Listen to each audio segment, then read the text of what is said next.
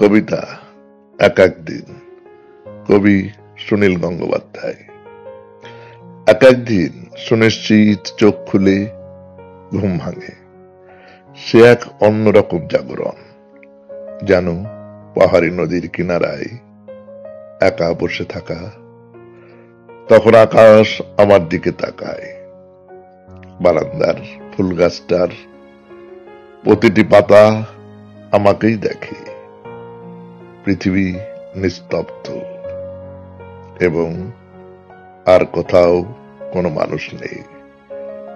এরকম একটা পাতলা অনুভূতি, পাখির পালকের মতো বাতাস কেটে ঘুরতে ঘুরতে নামে। আমার দু চোখ রক্তি, শিরা উপশিরায় গত রাত্রির নেশা। ভারী চমৎকার, পা ফেলে এগিয়ে যাই অলিকের দিকে।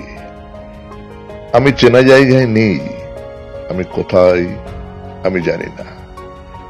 নিঃশ্বাসে পাই ছেলেবেলার শিউলি ফুলের ঘ্রাণ, যেন কিশোরীর সদ্য ফোটা শব্দময় বুক।